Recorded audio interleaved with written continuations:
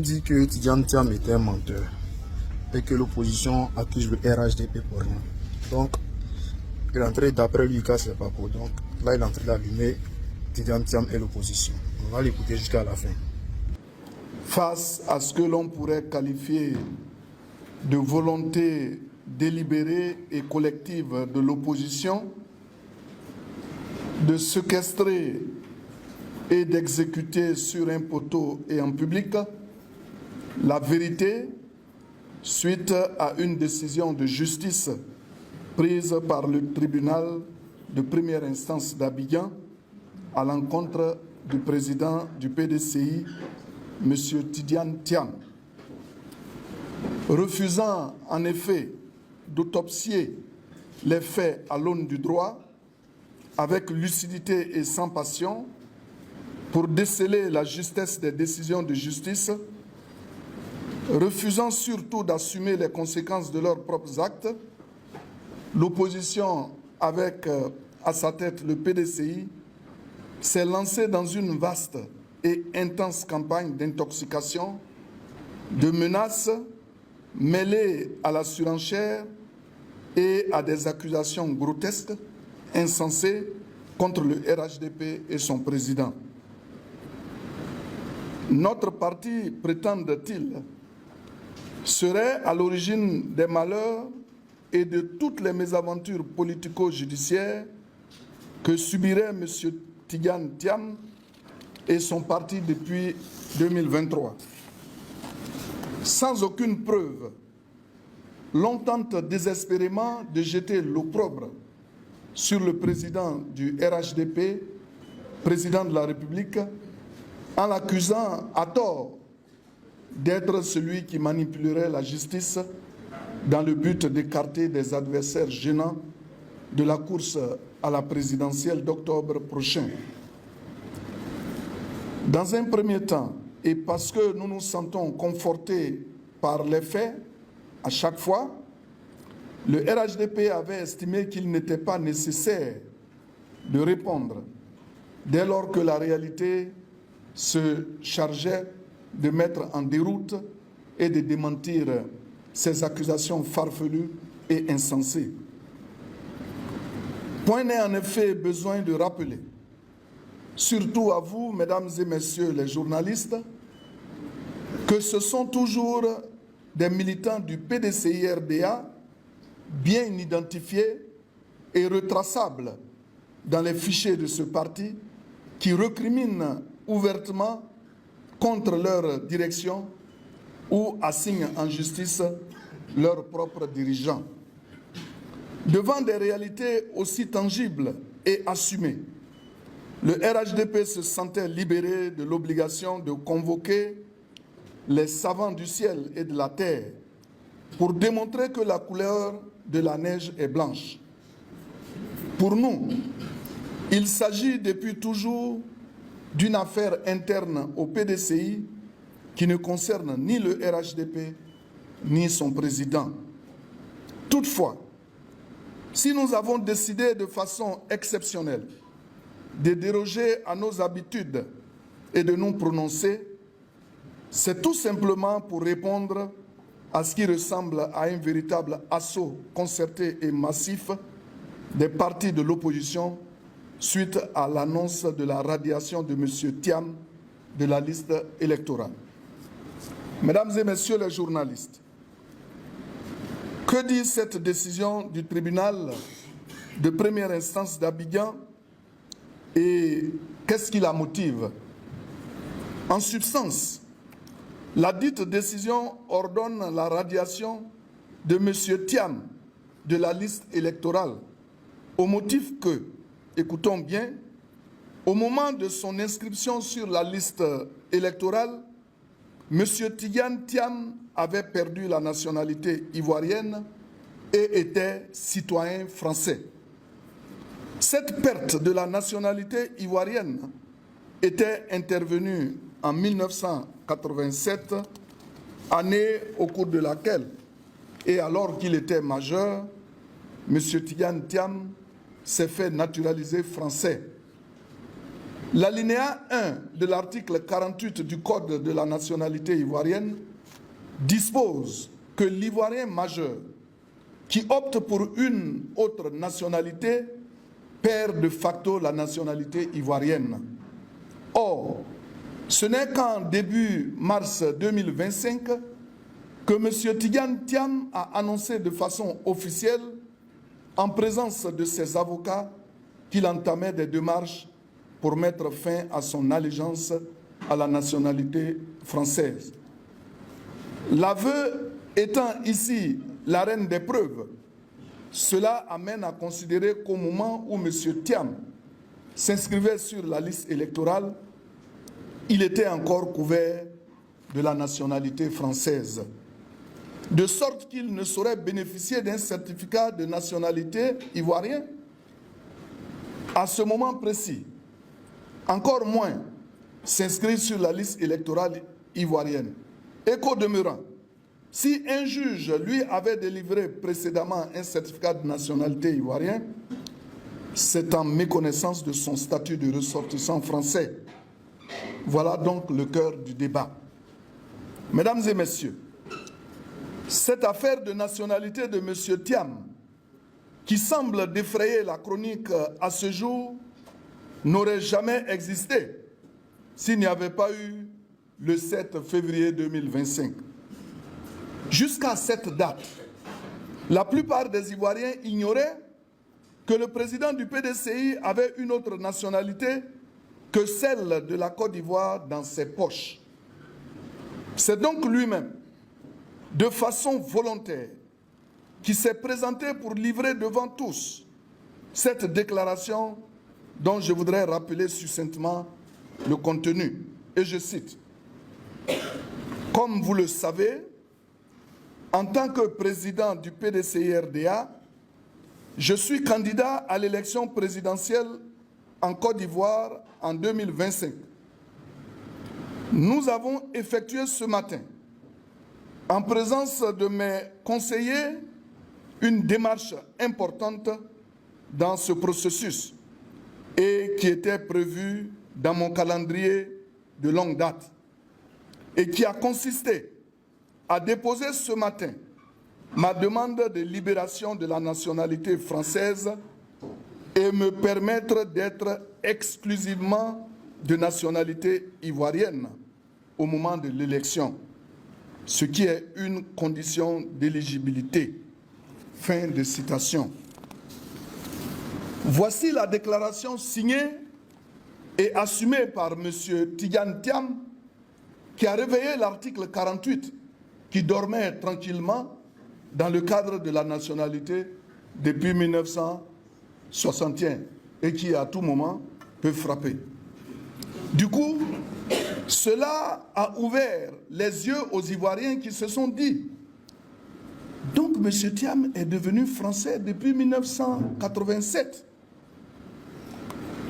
Comme vous le voyez, le juge n'a fait que tirer les conséquences de cette déclaration. Pour faire plus simple, cette histoire s'apparente en réalité à celle d'un voleur dont personne n'avait connaissance des activités criminelles et qui un jour décide de se présenter au commissariat flanqué de ses avocats pour avouer ses crimes et se constituer prisonnier, en déclarant notamment que tous les actes qu'il avait posés depuis des décennies dans le pays, il avait agi en violation des lois de son pays d'origine, parce qu'en temps, il avait opté pour une autre nationalité. M. Tidiane Thiam, après avoir commis tant d'impairs, rusé avec les textes de son parti, caché volontairement la vérité à ses militants, dans l'unique but de parvenir à ses fins, devrait plutôt avoir la sagesse et l'humilité de demander publiquement pardon aux militants du PDCI-RDA et aux Ivoiriens, au lieu de choisir les courtes échelles en cherchant à transférer la responsabilité de ce qui lui arrive sur la tête d'autres personnes. Mesdames et messieurs les journalistes, à ce stade de mon propos, je voudrais relever un point important à l'effet de recadrer tous ceux et toutes celles qui versent dans l'intox. Il n'a point été dit que M. Tidjane Thiam n'a jamais été ivoirien. La justice a simplement fait observer qu'au moment de son inscription sur la liste électorale et en raison de sa naturalisation française, dont les effets se sont prolongés jusqu'en mars 2025, il avait perdu les privilèges attachés à sa citoyenneté ivoirienne. Que dire des accusations contre le RHDP et son président? Il me paraît ici nécessaire de formuler quelques interrogations pour démontrer l'incongruité de ces accusations. Le Code de la nationalité ivoirienne, et plus spécifiquement l'article 48, sont-ils une invention du RHDP et du président Alassane Ouattara? La réponse est non. D'autant plus qu'à cette date, le RHDP n'existait pas encore. Faut-il le rappeler que cette loi que M.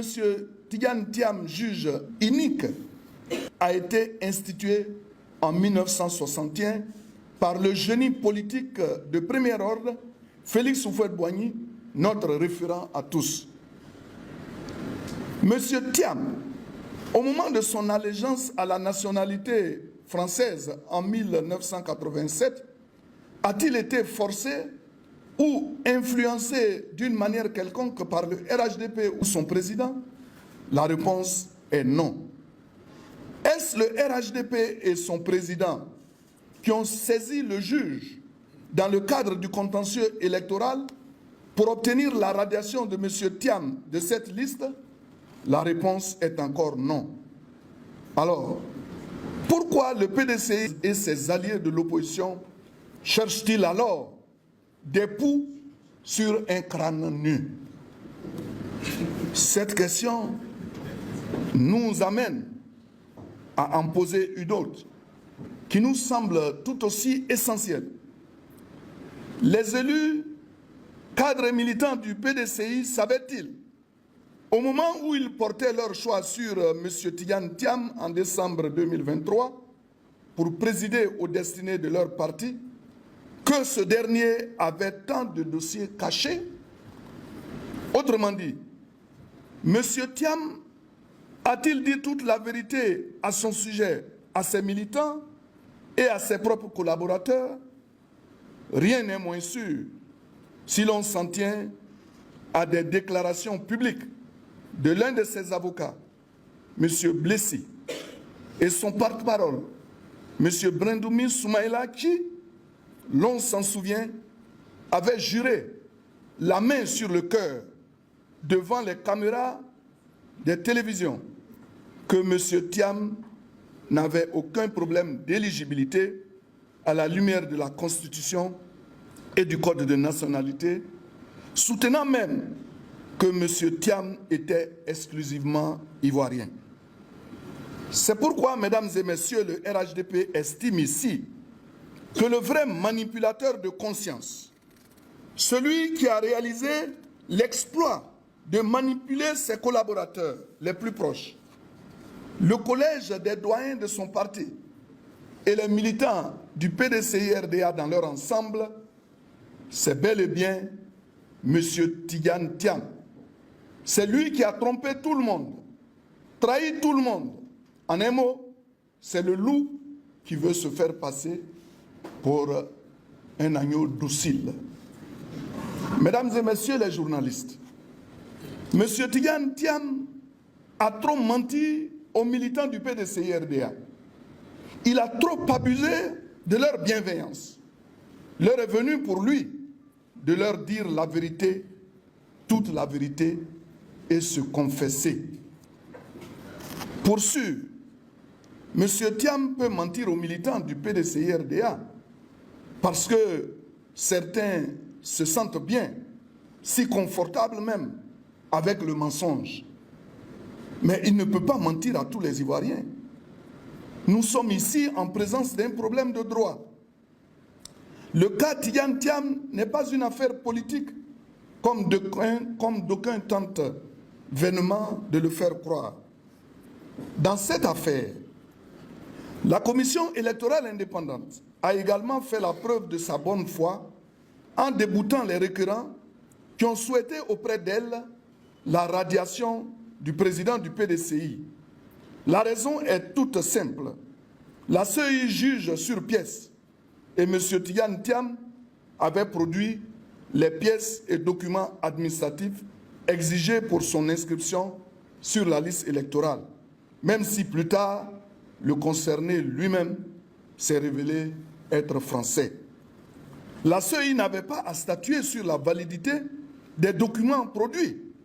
Cela reste du ressort de la justice, qui a été saisie et qui a fait son travail.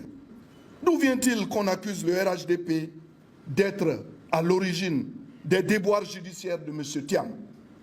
Il est lui-même auteur et victime de ses propres turpitudes. Mesdames et messieurs les journalistes, pour terminer, le RHDP voudrait inviter tous les acteurs politiques de l'opposition à la retenue et à la responsabilité et rappeler que le président de la République est le garant de la Constitution. Cette Constitution consacre la séparation des pouvoirs exécutifs, législatifs et judiciaires. Je répète, cette Constitution consacre la séparation des pouvoirs exécutifs, législatifs et judiciaires. L'on ne peut pas demander au chef de l'État de ne pas interférer dans les affaires judiciaires les jours pairs et les jours impairs, l'enjoindre de prendre des mesures exceptionnelles pour sauver de la noyade des potentiels candidats en conflit avec la loi ou avec la Constitution. L'état de droit que nous voulons bâtir commence par le respect de la légalité. Le temps des compromis et des petits arrangements politiques est révolu dès lors que toutes les institutions de la République fonctionnent normalement.